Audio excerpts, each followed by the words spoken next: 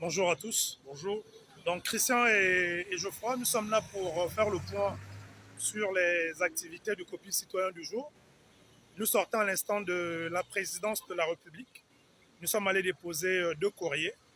Un courrier à l'adresse du directeur de cabinet adjoint de la présidence de la République et un autre courrier à l'adresse donc du porte-parole de la présidence de la République. Pour le premier courrier, il était question d'inviter le directeur de cabinet adjoint, Ouais.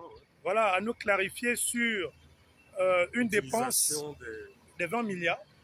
Il faut rappeler que lorsque l'on a lu les textes qui encadrent la riposte Covid-19 au Gabon, nous n'avons nullement vu mentionner dans un des articles de ces textes-là la personne du directeur de cabinet adjoint de la présidence comme ordonnateur ou bien comme facilitateur.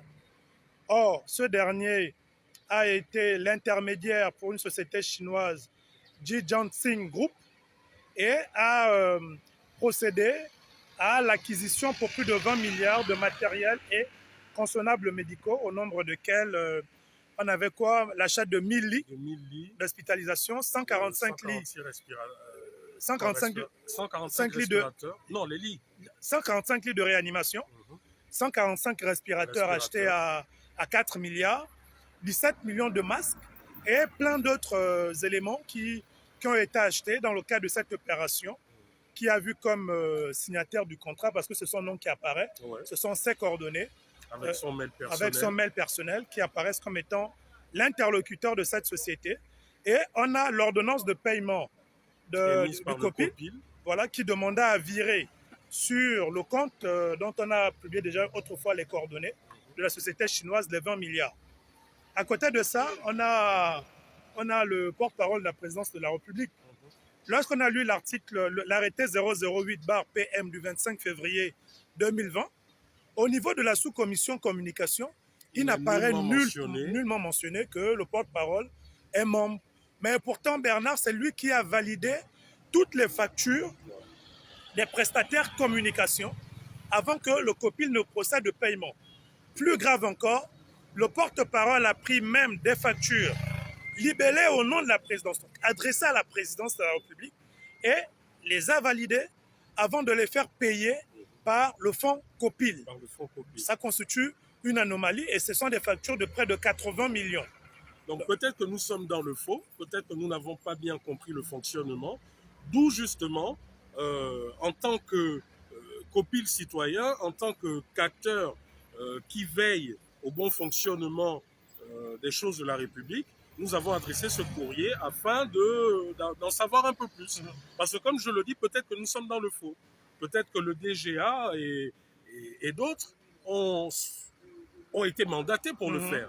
Donc voilà, donc faut pas non plus que ces courriers soient perçus comme des choses mauvaises, voilà, comme des accusations. On veut clarifier. Voilà pourquoi nous parlons d'anomalie et non de vol. Voilà, donc c'est l'objet de ces courriers. Donc c'est à eux de nous répondre, parce que si on n'a pas de réponse dans le cadre de notre travail du contrôle sur physique, si on n'a pas de réponse, on va confirmer l'anomalie et on passera du stade de l'anomalie au stade de l'infraction.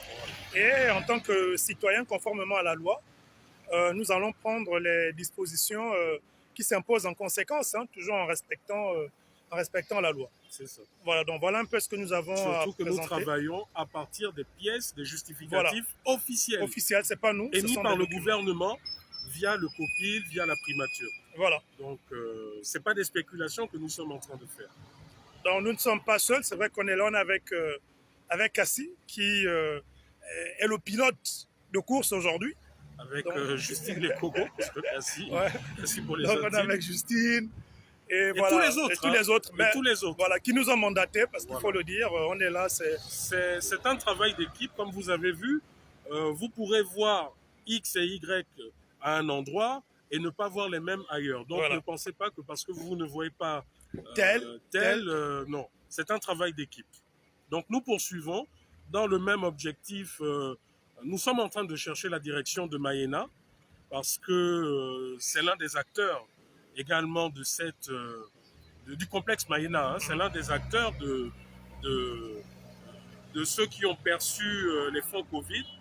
Donc voilà. Donc si certains citoyens ont des informations, peuvent nous orienter où se trouve la direction du Maena, nous sommes preneurs.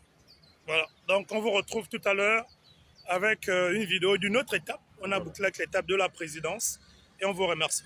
Merci.